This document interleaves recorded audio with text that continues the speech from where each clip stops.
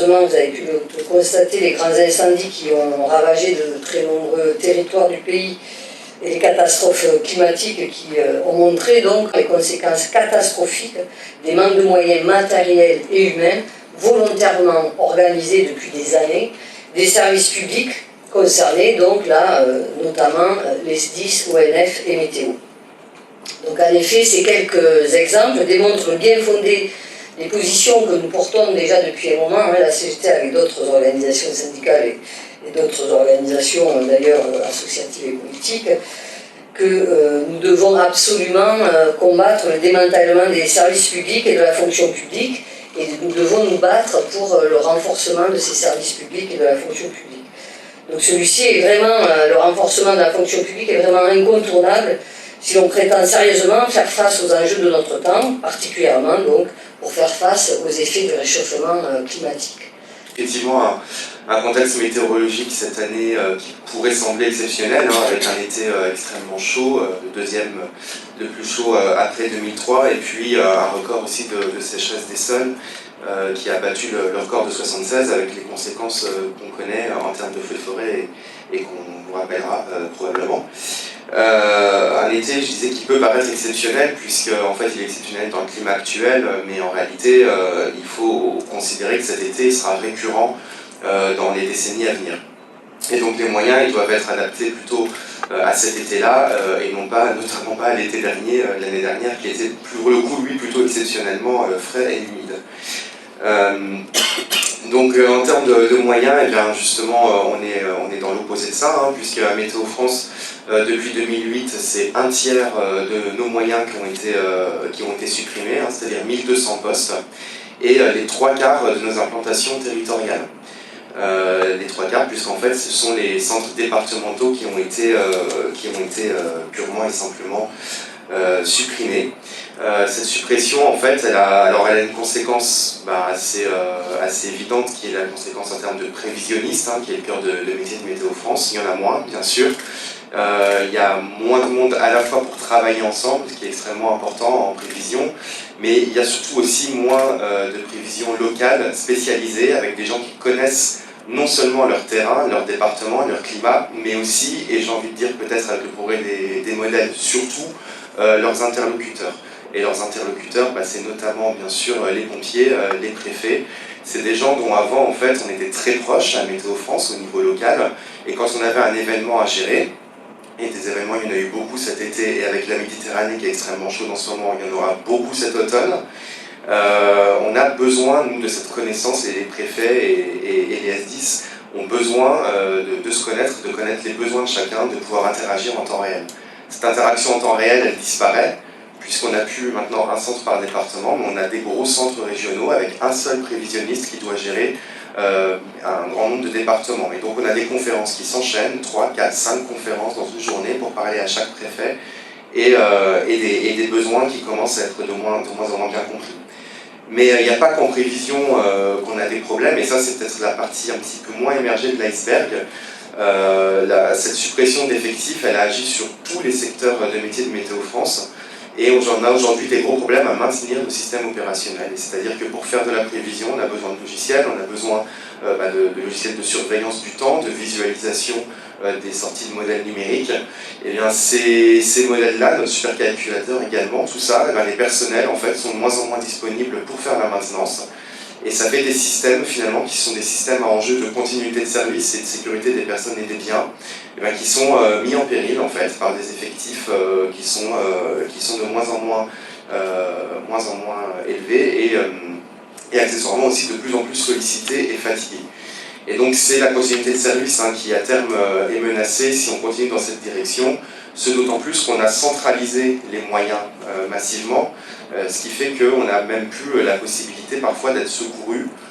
Si par exemple un logiciel tombe dans une région, à l'époque on avait d'autres régions qui pouvaient secourir, aujourd'hui tout est centralisé, si ça tombe pour tout Météo France. Donc on est en train de mettre en péril en fait nos outils pour la prévention et la sécurité. Et puis je terminerai là-dessus, je parlais du contexte de changement climatique avec un été qui va devenir finalement plutôt normal d'ici la fin du siècle. On a à Météo France le CNRM bien sûr qui est actif dans le GIEC, dans la recherche sur le changement climatique à l'échelle globale, et on commence à avoir une bonne vision à l'échelle globale du changement climatique. La vision à l'échelle nationale s'affine un petit peu et la région, l'affinage encore plus départemental des conséquences du réchauffement climatique. Ça, c'est des choses qui sont beaucoup plus compliquées, qu'on commence à mettre en œuvre, qui demandent énormément de moyens, de personnel sur place et également encore de connaissances de ses interlocuteurs et de son département. Et ces moyens-là, c'est maintenant ou jamais qu'il faut les mettre en place. Et c'est en supprimant les effectifs qu'on arrivera à mieux comprendre les impacts du réchauffement climatique à l'échelle départementale, alors que c'est absolument indispensable si on veut faire des plans d'adaptation qui sont un minimum sérieux.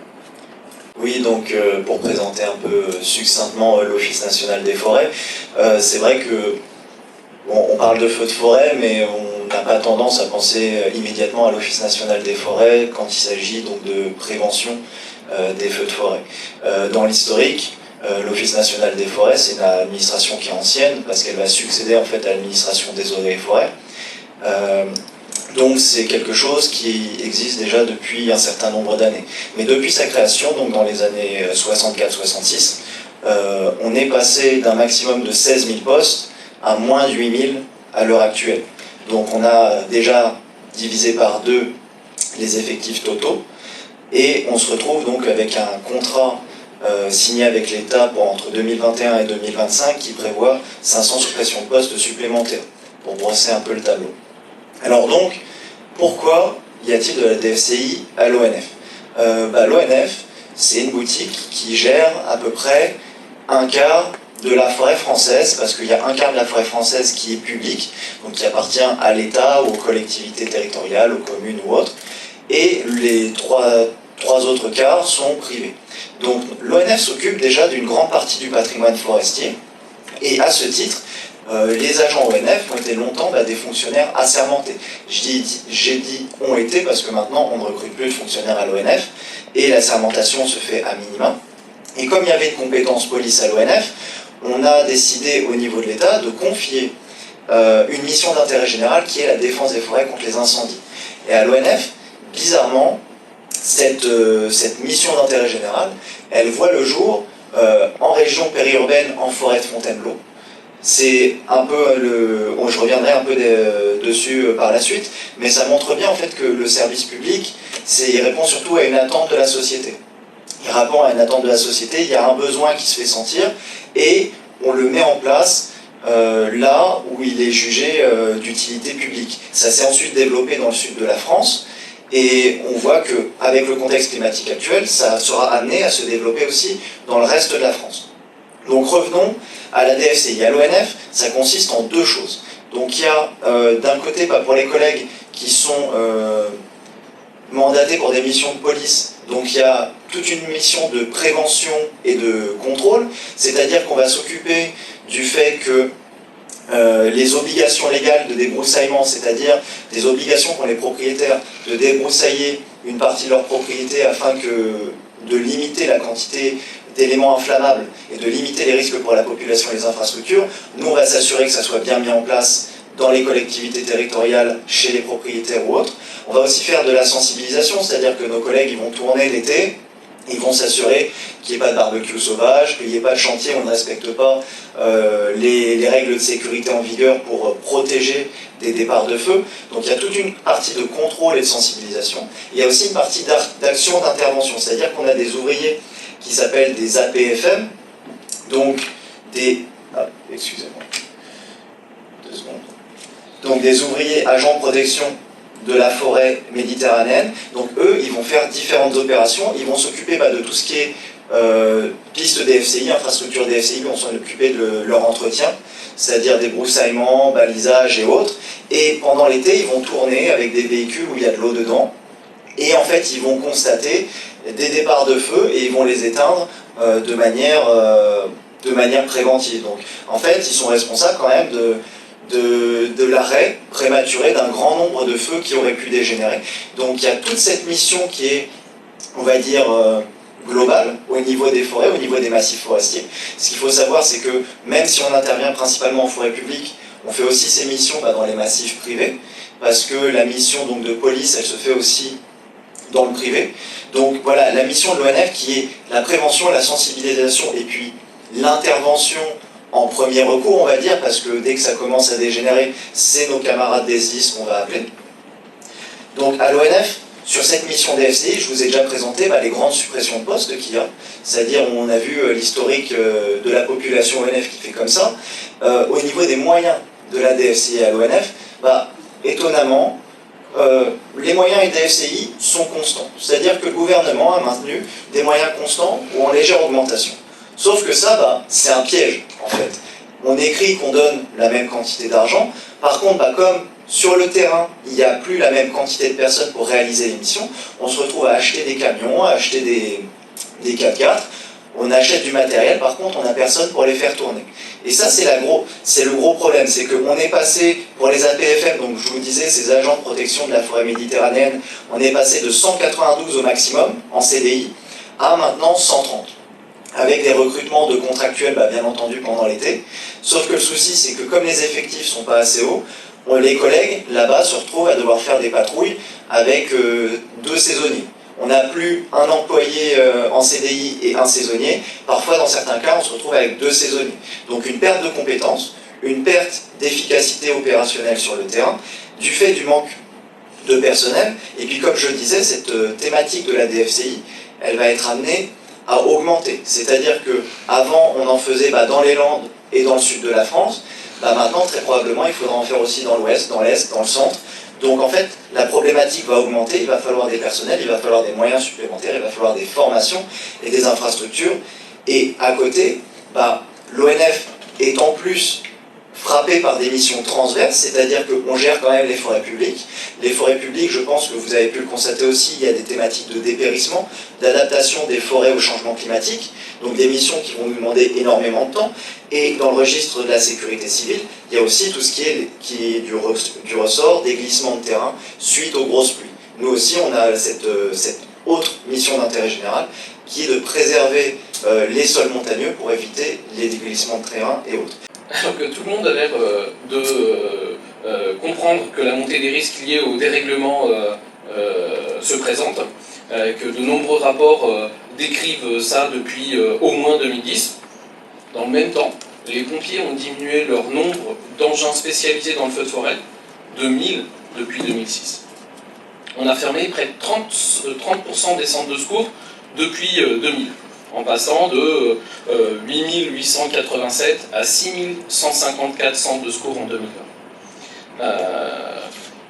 Il faut imaginer que les pompiers ont leur nombre d'interventions qui a augmenté, qui est passé de moins de 3 millions en 1992 à 5 millions d'interventions en 2019, et que dans le même temps, sur la période 2014-2020, le délai moyen d'intervention a augmenté de 2 minutes pour atteindre 14 minutes et 47 secondes en 2020.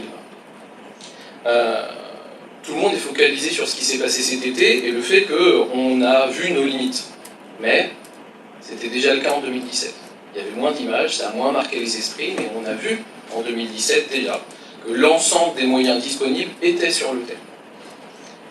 Cet été, qu'aurions-nous fait si en même temps que les 2 feux importants dans la Gironde avait lieu, il y avait eu un 3e feu dans les Bouches-du-Rhône ou dans les Alpes-Maritimes. Certainement qu'il aurait fallu bricoler. On a eu des renforts des pays européens. Bon, ils sont aussi venus pour l'expérience, parce que comme vous l'avez vu, ils sont venus avec des engins de ville pour intervenir dans la forêt. Et il faut se dire que dans les années à venir, sans doute qu'ils ne seront peut-être pas disponibles parce qu'ils auront eux-mêmes les mêmes problèmes chez eux. La caractéristique majeure des sapeurs-pompiers en France, comme dans d'autres pays, c'est que 80% des agents sont sapeurs-pompiers volontaires. Et on était suffisamment en limite de moyens cet été pour que, vous l'avez vu, le ministre de l'Intérieur appelle les entreprises privées à laisser partir les sapeurs-pompiers volontaires qui sont dans leur entreprise pour pouvoir aller éteindre les feux.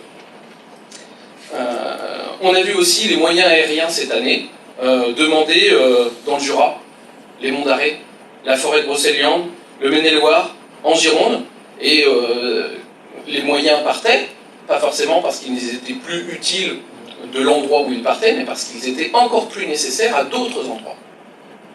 Donc depuis plusieurs années, vous entendez les pilotes de Canadair et les pompiers dire « il nous faut une flotte aérienne plus récente, plus étoffée, avec plus de pilotes ». Et puis, ce qu'il faut bien comprendre, c'est que nos problèmes, ils ne se limitent pas à l'été. Ça veut dire que tous les jours en France, en dehors des feux de forêt, il manque des dizaines par département de sapeurs-pompiers professionnels de garde. Mais comme ça ne se voit pas, effectivement, c'est quand il y a des images qu'on est amené à se poser des questions. Les services publics en France ne fonctionnent que grâce au surengagement des agents. C'est encore plus vrai pour celui des services publics d'incendie et de secours. Et on part sur une base où la majorité des sapeurs-pompiers professionnels, trop peu nombreux, travaillent encore plus de 2000 heures, payées 1607 heures. Quant aux sapeurs-pompiers militaires, de la brigade des sapeurs-pompiers de Paris, eux, c'est souvent un objectif de 3000 heures annuelles. Aujourd'hui, la sécurité civile a un objectif de moyens, mais pas de résultats. Dans d'autres pays européens, on adore les comparaisons, eh bien, en Allemagne, une ambulance, l'objectif c'est 8 minutes sur place. Aujourd'hui, en France, dans la majorité des départements, puisque chacun fixe ses propres objectifs, c'est dans les meilleurs délais, ce qui n'est pas exactement la même ambition. Ce temps de présentation du premier engin, il n'a été réglementé que par une circulaire de 1981 qui disait 10 minutes en urbain, 20 minutes en rural, qui depuis a disparu, a été remplacé par rien. Je voulais juger sur l'urbain et le rural. Donc il est temps que des décisions soient prises pour assurer l'égalité des secours sur l'ensemble du territoire, et en tout temps. Il nous faut plus de sapeurs-pompiers professionnels, plus de moyens, à l'image des engins qui ont disparu, et une révision de la sécurité civile, de son mode de fonctionnement et de ses financements. Et les moyens, qu'ils soient humains ou matériels, c'est maintenant. L'urgence, elle est là. Et c'est pas demain, ça sera déjà trop tard. C'est donc bien maintenant. On a des mobilisations le 22 et le 29 septembre. Et sur les questions budgétaires, de toute manière, on a bien vu qu'il n'y avait pas une volonté politique, mais ça sera à nous à aller chercher plus de budget, et ça on le fera par différentes mobilisations, par différentes initiatives, et on n'est qu'au début des interpellations, et je pense que ça sera aussi en fonction des mobilisations dans les différents secteurs, les interpellations qu'on pourra avoir, la sensibilisation aussi de la population sur ces questions-là, qu'on arrivera justement à faire changer ce gouvernement. Et en tout cas, nous, on garde l'espoir d'avoir des moyens là immédiatement pour tous ces ministères.